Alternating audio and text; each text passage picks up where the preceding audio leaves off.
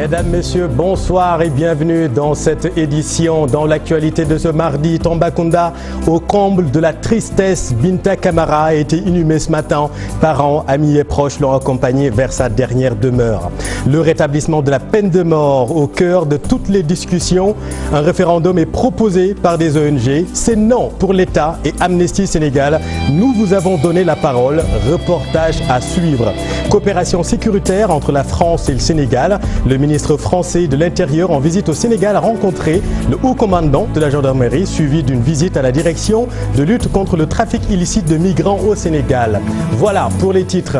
Le développement, c'est tout de suite.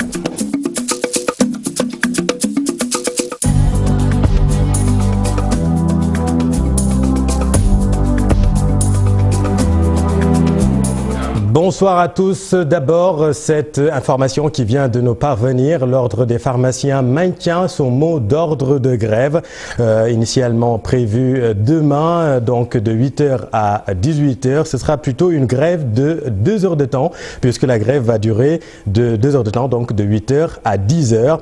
L'Ordre a également annulé le sit-in prévu demain à son siège. Selon eux, le chef de l'État s'engage à recevoir la profession des pharmaciens.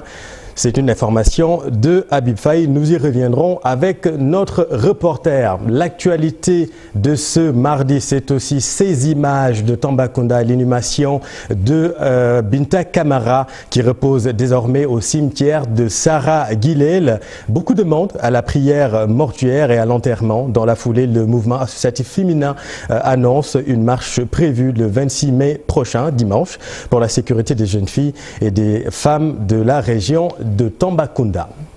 Toujours à ce propos, la police nationale a livré quelques détails sur l'investigation qui a permis d'arrêter Papa Alioune Fall. La perquisition chez lui a été déterminante. À travers un communiqué, la direction de la sécurité publique a aussi fait le point sur les nombreux accidents notés ces derniers temps. Entre autres, rien que pour le mois d'avril, 455 accidents ont été constatés. Synthèse des communiqués avec Fatima Touré.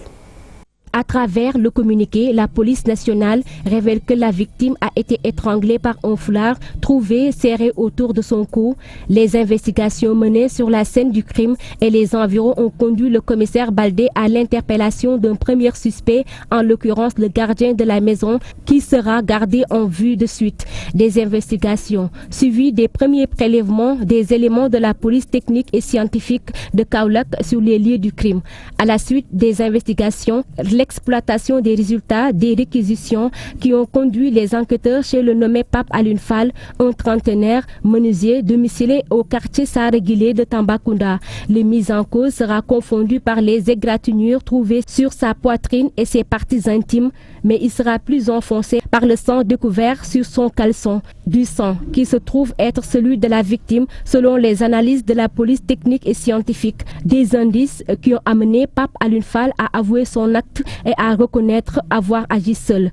Autre découverte des enquêteurs chez le mis en cause, le téléphone portable de Binta Camara, soigneusement dissimulé dans un matelas troué par les circonstances. Enfin, sur les circonstances du drame, Pape Alioune Fall a profité de l'absence du gardien pour s'introduire dans la maison, commettre son forfait et se servir d'une échelle trouvée sur place pour repartir du domicile de la victime. Merci Fatima. Et puis retenez qu'un homme répondant au nom de Ousmane Meng a été arrêté par la section de recherche de la gendarmerie de Colobane pour avoir appelé à une extermination des femmes sénégalaises sur Facebook. Tout est parti d'un post d'une internaute, Aïssatou Diouf, dénonçant les violences à l'égard des femmes. En réaction, Ousmane Meng lui a sorti la sordide idée de diminuer le nombre des femmes au Sénégal avant de se fondre en excuses. L'affaire a pris une grande ampleur sur la toile. Aïssatou Diouf aurait même porté plainte et le procureur s'est automatiquement saisi de l'affaire. Ousmane Meng est donc en détention. Parler d'un rétablissement de la peine de mort au Sénégal, eh bien, c'est peine perdue. Le secrétaire d'État général de la promotion des droits humains et de la bonne gouvernance, Dignette, le gouvernement ne va pas revenir sur cette décision, même s'il dit être peiné par la disparition de Bintou Camara. Il faut savoir faire la part des choses entre l'émotion et la raison. Nous l'écoutons. La peine de mort, c'est un traitement dégradant au Sénégal. Je compatis à la douleur de la famille. Et nous tous aujourd'hui, notre souhait, c'est qu'il y ait davantage de protection des citoyens. Je pense qu'aujourd'hui l'État est en train de le faire. Mais comme on a l'habitude de dire, on ne peut pas mettre un policier à la porte de chaque maison. Donc, je pense que l'État prendra toutes les dispositions pour non seulement identifier le coupable, mais aussi de le sanctionner. Parce que, comme vous le savez, le Sénégal c'est un état de droit et nous comptons quand même respecter cet état de droit en sanctionnant les individus qui ont commis une infraction. Donc en ce qui concerne la peine de mort, comme je vous ai dit, nous ne saurons en tout cas l'appliquer pour le moment au Sénégal. Propos recueillis par Chérif Dia et Ababakar Kamara. La peine de mort n'est pas la meilleure solution face à la criminalité selon le directeur exécutif d'Amnesty Sénégal. Pour Seydi Gassama, il faut premièrement aller vers les peines incompressibles, mais aussi s'attaquer aux principales causes de la criminalité qui sont la drogue et la pauvreté. Nous l'écoutons. Si la peine de mort était la solution, dans les pays où elle est appliquée, il n'y aurait plus ce genre de crime. Si elle était la solution, on aurait plus de crimes en Iran, en Arabie Saoudite, aux États-Unis, en Chine ou en Russie. Or, dans ces pays, tous les jours, les gens sont exécutés et tous les jours, on a des crimes. Donc, ce n'est pas la solution. Il faut envisager d'autres types de solutions.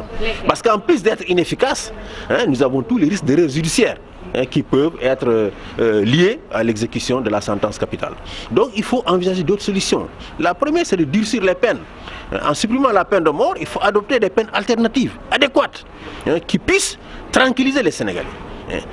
Des peines de prison extrêmement lourdes, incompressibles, sans possibilité de grâce ou de remise de peine. Il faut donc qu'on adopte ce type de peine-là. Mais de façon beaucoup plus importante, il faut qu'on s'attaque à la racine de la criminalité, qui est le phénomène de la drogue. Il faut s'attaquer évidemment aux causes socio-économiques de la criminalité. Où est-ce qu'on trouve plus de criminalité? C'est dans les quartiers les plus pauvres. Il faut que l'État travaille. Il y a des efforts qui sont faits, il faut les multiplier pour donner des opportunités aux jeunes en matière de formation, en matière d'emploi. Parce qu'un jeune qui a une formation, qui travaille, ce jeune ne va pas agresser et tuer. Il va travailler pour gagner sa vie et soutenir sa famille. Donc pas besoin d'organiser un énième... Pas besoin d'organiser un référendum parce que, comme je l'ai dit, la Constitution de 2001 a été adoptée par référendum, celle de 2016 par référendum. Et dans toutes ces deux constitutions, il y a des dispositions qui abolissent la peine de mort. Seydi Gassama a été l'invité du 13h de TFM. L'idée d'un rétablissement de la peine de mort fait son petit bonhomme de chemin. Des ONG proposent même un référendum sur la question, une consultation à coupler aux prochaines élections locales. Alors en attendant, nous vous avons donné la parole pour ou contre la peine de mort. Vous allez voir à travers ce reportage, la réponse est sans appel. Chérif Dia et Ababakar Kamara. Le rétablissement de la peine de mort soumis à un référendum, nous avons tenté d'anticiper sur cette proposition de l'ONG Jamra. Au finish, le résultat est sans appel. Oui, je signe oui pour qu'on ramène la peine de mort. Oui, là, je suis pour. Oui, là, mais je voterai contre quand même. Comme on peut le constater, le oui l'emporte largement. Ces partisans de la peine de mort pensent qu'elle est la seule solution pour dissuader les criminels. C'est pour dissuader les délinquants. La vie humaine, c'est sacré quand même. Merci. Que l'insécurité qui se règne actuellement au Sénégal, il n'y a que la peine de mort qui peut régler ce problème. Trop facile de tuer quelqu'un et de s'en sortir comme ça, juste pour une peine de limite 5 ans et puis sortir pour retourner à tes occupations, c'est un peu trop facile. Avenue Jean Jaurès, Dakar. Nous avons assisté à un débat entre un oncle et sa nièce sur ce sujet apparemment passionnant. Madame Bassek prend le contre-pied de tout le monde et dit pourquoi il est contre la peine de mort. Je ne pense pas que ce soit une solution. On peut quand même éduquer les gens, mais tuer pour régler une situation, je ne pense pas que ce soit la bonne solution. Après cette barbarie-là, je ne pense pas que ce soit une bonne solution. À chaque fois qu'il y a une série de meurtres atroces, des Sénégalais agitent l'idée d'un retour de la peine de mort pourtant abolie depuis 2004. Malgré cette nostalgie, seuls 2 compatriotes en ont été victimes. La dernière exécution date de 1967, mais jusqu'ici, les autorités ne semblent pas prêtes à la restaurer. Et le ministre de l'Intérieur s'est aussi exprimé sur ce climat d'insécurité qui semble apeurer les Sénégalais. Le gouvernement va tout faire pour doter de plus de moyens aux forces de l'ordre. Aly Ngouille Ndiaye est avec Pape Faraning. Les moyens, c'est pour tous les crimes et tout ce que les populations subissent de façon anormale, de façon générale. Donc les moyens, ça concerne toutes les unités de la police et nous allons renforcer, comme j'ai dit. Des questions de moyens, j'avoue qu'à ce niveau, nous avons vraiment le soutien de la France et également à notre niveau, nous allons même nous renforcer les moyens parce que pas plus tard que ce matin, j'en parlais avec le directeur du budget pour qu'on renforce encore les moyens d'intervention de la police pour qu'elle soit beaucoup plus présente, qu'elle soit beaucoup plus présente dans les investigations, qu'elle soit également beaucoup plus réactive et on ne peut pas le faire sans des moyens. Donc nous allons également à ce niveau, malgré les moyens qui ont été déployés ces dernières années par le président de la République, en déployer d'autres. Aly Ngouille Ndiaye aux côtés de Christophe Castaner, justement pour faire face à la criminalité, au terrorisme et au trafic d'êtres humains. Le ministre français de l'Intérieur a bouclé aujourd'hui une visite de 48 heures au Sénégal dans le cadre de la coopération sécuritaire entre la France et le Sénégal. Le savoir-faire des forces de l'ordre du Sénégal a été mis en relief par le ministre français de l'Intérieur. Christophe Castaner a remis du matériel à la Brigade nationale des sapeurs-pompiers devant son homologue Aly Ngouille Ndiaye. Voyons tout cela avec Pape Faraning et Mohamed Dieng.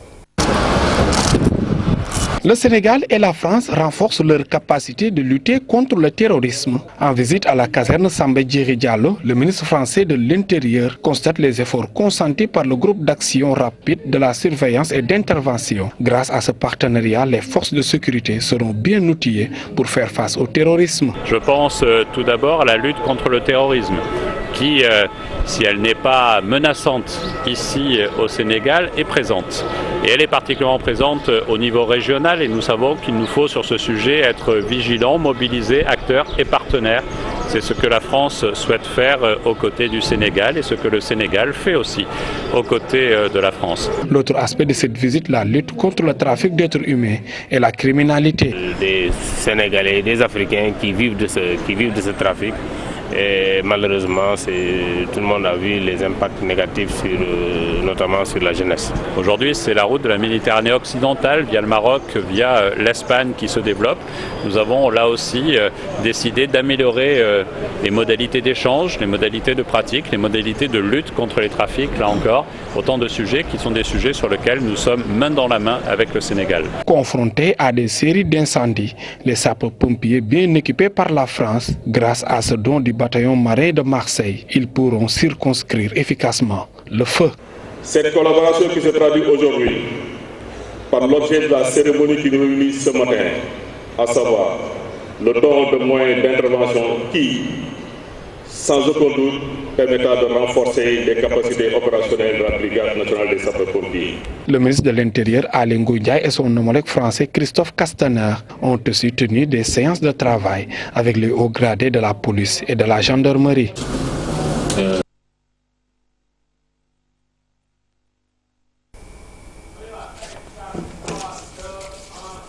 Merci Pape Farah. Et puis la présidente du Haut Conseil du dialogue social s'est aussi prononcée sur cette grève annoncée par les pharmaciens. Je vous le disais à l'entame de cette édition. Selon elle, tout doit être fait pour éradiquer le phénomène de la vente illicite des médicaments, suivant les propos de Innocence Stap-Ndiaye avec Aïssatou Gueiba.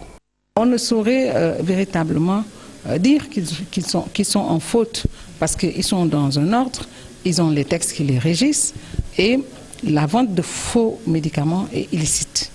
Maintenant, ne connaissant pas les conditions dans lesquelles le sieur Diallo a bénéficié d'une grâce, c'est une question qui relève de la justice, je préfère véritablement ne pas me prononcer là-dessus et lancer un appel pour que véritablement la vente illicite de médicaments soit éradiquée. Parce qu'il y va de la santé des populations. C'est un gros risque et demander à l'ordre des pharmaciens véritablement d'assurer le service minimum parce que aussi il y a des malades qui ne s'adressent pas à des tiers qui ne sont pas du tout en tout cas capacités pour vendre ces médicaments. En visite ce matin au lycée Limamoulaye, le ministre de la formation professionnelle a été accueilli par une vague de contestations au arborant des brassards rouges.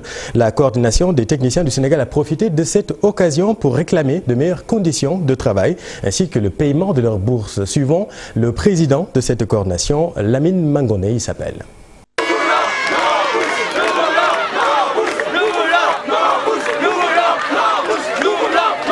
Profitons de cette occasion pour alerter l'opinion nationale et internationale de l'échec de la politique de la formation professionnelle du président de la République, qui a décidé de faire des recrutements massifs en mettant la charrue avant les bœufs, en recrutant beaucoup de BTS sans mettre les conditions préalables, à savoir la construction de salles de classe suffisantes, à savoir l'augmentation du budget de fonctionnement du ministère, ce qui s'est traduit avec beaucoup de problèmes. Ils ont décidé de suspendre les trousseaux.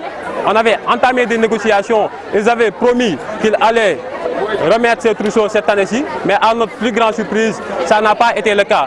Et le pire, c'est que jusqu'au moment où je vous parle, il y a certains de nos camarades qui n'ont pas encore perçu leur bourse.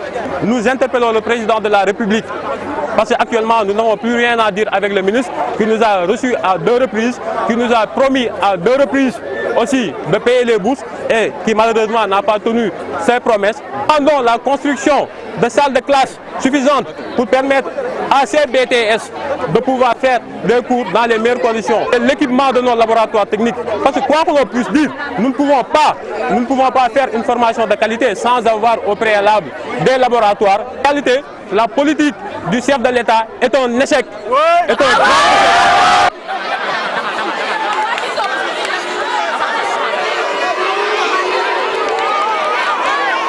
Voilà, en marge de la visite, ils ont finalement été reçus par le ministre qui a promis d'apporter des solutions à leurs revendications. Par ailleurs, Dame Diop annonce une enveloppe de 500 millions de francs CFA pour la modernisation du lycée Limamoulaye de Guédiawaye. Colère à l'usine Twin Sikel de Keur Ndiaye-Lo à Bambilor. Les travailleurs qui pleurent encore leurs collègues décédés suite à un accident déplorent leurs difficiles conditions de travail. Ils interpellent les autorités. Samba Diallo et leur porte-parole avec Ousseynou Cham. Les balles concernent souvent des conteneurs qui pèsent souvent 300 à 400 kilos et tombés sur un des employés. D'après les informations que nous avons, c'est à peu près 3 à 6 balles. Donc, le vieux est décédé. Maintenant, nous, on travaille la nuit parce qu'à l'usine, il n'y a que deux horaires, le matin et le soir. Je ne sais pas si les autorités sénégalaises sont au courant ou pas. Parce qu'il y a un jour, des gens de l'inspection du travail sont venus, mais ils ont fait une courte visite. Ils se sont baladés avec le boss, le chinois, ils ont discuté et puis ils sont partis. Ils n'ont demandé aucune information aux travailleurs. Une meilleure politique sociale des multinationales installées au Sénégal, c'est un plaidoyer du Haut Conseil du dialogue social pour l'amélioration des conditions de vie des travailleurs. L'implantation de ces multinationales au Sénégal devrait être beaucoup plus bénéfique pour les employés. Reportage Aïssatou Gueiba et Pape Sangone Baye. L'implantation des multinationales au Sénégal de plus en plus fréquente. C'est dans ce cadre que les conditions de vie des travailleurs doivent être revisitées pour leur permettre de bénéficier d'un travail décent au sein des entreprises. À ce titre, les membres du Haut Conseil du dialogue social optent pour la vulgarisation de la déclaration relative à ces conditions de vie, à travers une formation destinée aux personnes concernées. Cette déclaration est importante parce que cette déclaration permet de définir un peu, si vous voulez, la politique sociale des multinationales dans leur lieu d'activité. Aujourd'hui, le contexte, c'est, si vous voulez, l'exploitation prochaine du pétrole et du gaz. Et nous pensons que les entreprises multinationales qui sont nos partenaires, avec qui nous avons travaillé dans le cadre de la formation des partenaires sociaux de ces entreprises, doivent être outillées pour justement connaître les tenants et les aboutissants de cette déclaration. Et depuis, nous avons pris langue avec des multinationales de la place, comme Dangote Ciment, pour pouvoir former justement leurs partenaires sociaux. Une déclaration qui serait à la faveur des populations. Ce n'est pas pas évident qu'elles prennent en compte véritablement les contraintes auxquelles sont confrontées un peu les populations locales, les travailleurs au niveau local. Donc nous, ce que nous voulons, c'est pour promouvoir justement la justice et l'équité. D'accord pour l'investissement direct étranger, d'accord pour, si vous voulez, le recrutement de nationaux, mais cela, c'est du win-win, ça doit se faire de façon tout à fait gagnant-gagnant. Les conditions de travail des employés dans les multinationales remises en cause.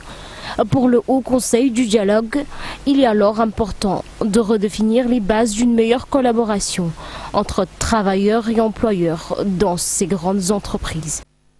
Merci Aïssatou. Et puis attention à ce qu'on peut trouver sur les étals, surtout en ce mois de Ramadan. À Kaffrine, plus de 700 kg de produits impropres à la consommation ont été incinérés. Le gouverneur en appelle à la vigilance des populations. Jean-Baptiste Coly est avec Ibrahim Adjamé et Omar Ndiaye. Vous n'êtes pas sans savoir que la drogue est très utilisée dans notre zone. Il y a beaucoup de trafic et les médicaments aussi sont là. Les produits impropres à la consommation, il y en a un peu partout. Et donc nous avons non seulement les services comme la douane, tous ces services, donc disais-je, ont fait ce travail qui nous a permis d'incinérer ici 386,5 kg de chanvre indien, 363,6 kg de produits divers impropres à la consommation.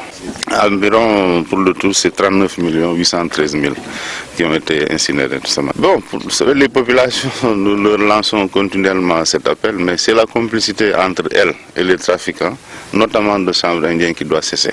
Et quand on dénonçait un trafiquant de chanvre indien, c'est rendre un service à son pays, c'est rendre un service à soi-même, c'est rendre un service à son enfant, parce qu'on ne sait pas. Ça peut être votre enfant, ça peut être l'enfant d'autrui. Mais donc, nous appelons les populations à collaborer avec les différentes composantes des forces de défense et de sécurité pour leur propre santé, pour notre intérêt à tous. Et puis la région de Casamance pourrait exporter cette année 60 000 tonnes d'anacarde, presque le double des exportations de l'année dernière. L'annonce est du gouverneur Guédi Diouf à l'occasion de l'arrivée du navire Dilor au port de Ziguinchor. Il est interrogé par Boubacar Diassi et Lamine Mandjang.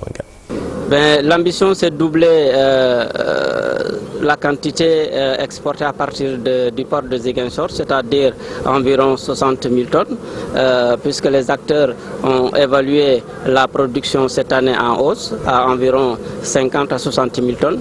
Et nous pensons, avec le dispositif déjà mis en place, le Dilor qui est arrivé et le Diogé, nous pouvons évacuer toute la production.